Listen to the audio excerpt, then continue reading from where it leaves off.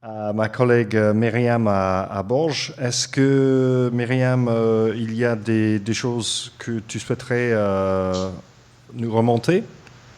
Alors, il y a surtout des réactions, des remerciements des participants à distance qui trouvent que Aurélie dit c'était très stimulant. Merci.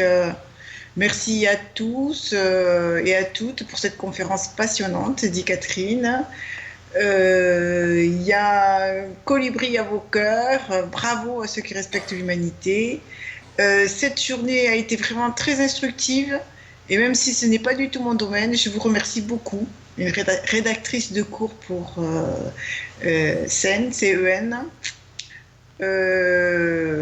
Voilà. Et puis aussi une réaction alors d'Aurélie, non, c'était pas Aurélie, Pascal. Pascal qui dit a renoncé à changer le monde. Et quelqu'un lui répond Pascal, garde courage et reste ligne. Le monde change. Peut-être c'est à peine visible au niveau individuel, mais ce que tu fais aujourd'hui y contribue. Donc voilà, je trouvais que c'était Oui, c'est une très bonne sympa. façon C'est de une très conclure. bonne façon de résumer, je pense. Rester lean. Voilà, rester lean. Est-ce que je passe la parole à quelqu'un qui voudrait dire un dernier mot? Sinon, personnellement, je voudrais... attendez, une collègue. Oui, je voulais dire un dernier mot par rapport justement au fait de convertir des gens à la Lean Startup, enfin à la méthode. Donc forcément, dans mon service, on travaille de cette manière-là. Et sur le projet, donc je parlais tout à l'heure de la façon de communiquer, parce que là, on est en pleine communication autour du projet, et donc on fonctionne avec cette méthode-là, justement, on teste des canaux de communication. Et à côté de ça, on a quand même un service qui est dédié à la communication au CNED, donc on travaille aussi avec ce service-là, et donc on a des fonctionnements qui sont différents. Donc au début, quand on leur a présenté notre façon de faire, forcément, ils nous ont regardé d'une manière un peu bizarre parce que ne fonctionne pas du tout comme ça. Et puis il n'y a pas très longtemps, j'ai eu une réunion justement avec des collègues, et je leur expliquais, voilà, on en est rendu là, donc il y a toute la partie qu'on a faite avec vous, mais de notre côté, on a aussi continué de fonctionner comme ça, on leur a présenté des résultats, et finalement, ils étaient contents aussi de voir qu'on peut travailler différemment, et il y a eu une demande justement de continuer de nous dire comment vous avez fait, et vos résultats, etc.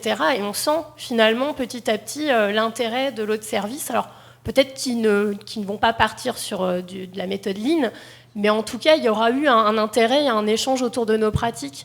Ouais. Donc petit à petit, je pense qu'on peut contaminer Ouais. le reste des services, et c'est intéressant. Viral. Voilà.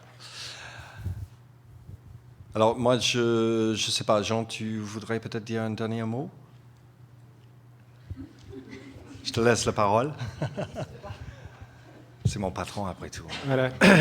C'est bien, tu auras une augmentation, George.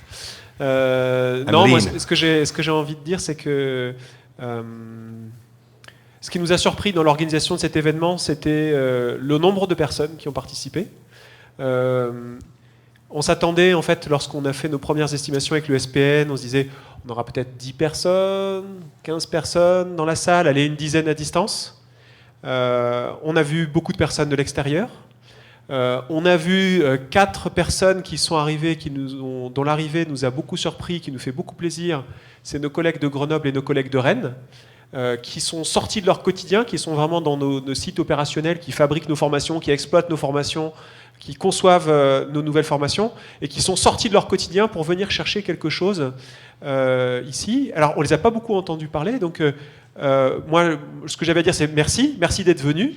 Mais peut-être que c'est à eux de dire un petit mot en terminant, en disant qu'est-ce que vous avez trouvé d'intéressant là-dedans, et par rapport à toute votre expérience et votre connaissance du CNED et de la vie opérationnelle, loin d'ici la direction générale, où des fois on prend le temps sur notre belle moquette rouge d'imaginer qu'on se prend pour des startups, vous qui êtes les mains dans le cambouis, qu'est-ce que ça vous fait tout ça de voir une journée pareille? Avec le micro. Si on s'est extrait du quotidien, donc de notre densité quotidienne, je dirais. C'est pour avoir une ouverture aussi sur ce concept, voilà, que moi je ne côtoie pas, loin de là, au quotidien, et donc qui permet effectivement de découvrir un peu ce que c'est, de voir aussi ces personnalités que l'on a vues à travers des vidéos, mais aussi d'entendre les échanges, notamment les échanges avec la collègue là, qui a été à distance, mais très présente via le robot mobile. Non, c'était... donc j'ai noté quelques références que vous avez indiquées. La dernière présentation, c'est vrai que j'ai trouvé un peu longue. Et c'est vrai que là, la personne est sûrement très, très honnête, mais je trouvais qu'elle parlait beaucoup, quoi. Mais c'était, franchement, elle m'a un peu fatigué. Mais bon, ça c'est autre chose. Elle disait sûrement des choses très, très intéressantes. Voilà. Est-ce que Servant, tu veux ajouter des choses ? Ce que j'ai trouvé intéressant dans cette journée, c'est que principalement, ça nous a permis de tordre le cou à certaines idées préconçues qu'on pouvait avoir sur le Lean, à savoir, moi j'étais venu avec l'idée, principalement less is more. Donc comment on peut réussir à diminuer, à revenir à l'essence même de nos activités pour nous améliorer, mais je restais convaincu que ça ne pouvait s'appliquer qu'à des petites unités. Donc, alors de fait, le dernier propos était peut-être un petit peu long, mais il tendait à prouver que même sur des grosses entreprises, sur des grosses unités, il y a possibilité de l'appliquer. Donc, à voir comment au quotidien, nous, on peut réussir à le faire avec des systèmes contraints. Elle parlait de moins de bureaucratie, etc. On a également des règles, un système réglementaire. Nous sommes dans l'éducation nationale, donc il faut qu'on trouve une navigation possible dans ce cadre contraint. Voilà.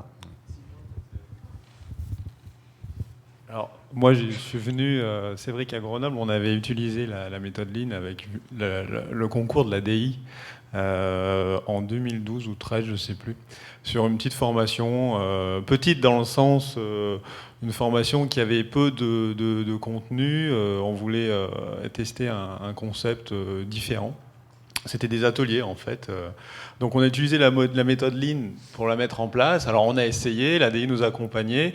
C'est vrai qu'on s'est heurté à ce que disait Servant tout à l'heure, le fait qu'on a essayé de faire une équipe projet avec les différentes corps de métier, mais bon, c'était dans notre organisation, donc ça a un petit peu été dur à mettre en place. Donc moi, j'en ai gardé un souvenir de cette expérience-là, un peu frustrante dans le sens où on a essayé de faire du Lean, mais on n'est pas allé jusqu'au bout, même si le produit est sorti. Et justement, quand j'ai vu cette journée, je me suis dit, tiens, peut-être que je vais avoir d'autres éléments pour pouvoir l'appliquer avec les contraintes qu'a dit encore Servant, qui est, oui, on a nos directions métiers, on a nos systèmes, et c'est pas évident de faire des équipes avec tous les corps de métier et surtout d'embarquer tout le monde. Donc voilà, moi ce que j'en retiens effectivement, comme on le disait au début, on va pas pouvoir tout appliquer, des petits concepts à droite à gauche, mais j'en retiens qu'effectivement il y a peut-être moyen de garder, d'avoir des éléments et s'approprier des choses pour sur le site effectivement mettre un peu plus de facilité pour pouvoir tester des produits un peu plus rapidement, parce qu'aujourd'hui on sait qu'on a vraiment un délai très long entre le projet et la maturité. J'aimerais effectivement qu'aujourd'hui on puisse... ma question aujourd'hui est de me dire comment je vais pouvoir me créer un réseau de clients test en fait. Mais ça je pense que la DI peut nous aider.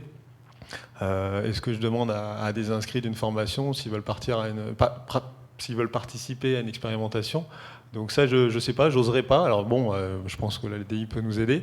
Après, je retiens un petit peu le mot un peu pessimiste, mais qui n'était pas si pessimiste que ça, mais de dire, est-ce que finalement, le CNED peut passer d'une courbe à l'autre? C'est vrai que dans les fantasmes et les frustrations qu'on a pu avoir, notamment sur ce petit projet sur Grenoble, des fois, on était tenté de se dire... il faudrait repartir vraiment une organisation de zéro et essayer de tout repenser pour pouvoir construire autour du numérique, parce qu'on est encore très très imprégné de créer des formations tout papier avec tout le système éditorial qu'on a connu pendant des années. Et c'est vrai que ça colle un peu à la peau et du coup parfois dans des moments de désespoir ou de lucidité, je sais pas, je suis tenté effectivement de me dire avec l'organisation qu'on a, on a beau mettre énormément d'énergie, il y a des gens, il y a des nouvelles personnes qui arrivent et on les sent confrontés quand ils arrivent au CNED à une certaine culture qui semble les user. Voilà. Mais bon, je ne voulais pas finir sur un mot pessimiste. Non. Bien. Moi, je voulais remercier quand même l'équipe de l'audiovisuel Justement. parce que vous avez vu ce qu'il y avait dans la salle, mais eux, ils ont diffusé tout en streaming depuis ce matin. Depuis plusieurs jours, Oui. ils ont installé tout et ils ont tout diffusé en streaming toute la journée. Donc voilà, je voulais les remercier aussi. Voilà. Et aussi un dernier remerciement à toutes les collègues qui sont à distance. Je vous remercie les gens qui sont connectés à distance. Merci Myriam. Coucou et au revoir. Non, elle est peut-être déjà partie. et mes collègues Rosine et Laurent et Myriam d'Orléans et toutes les collègues du DI qui ont participé aujourd'hui. Merci beaucoup.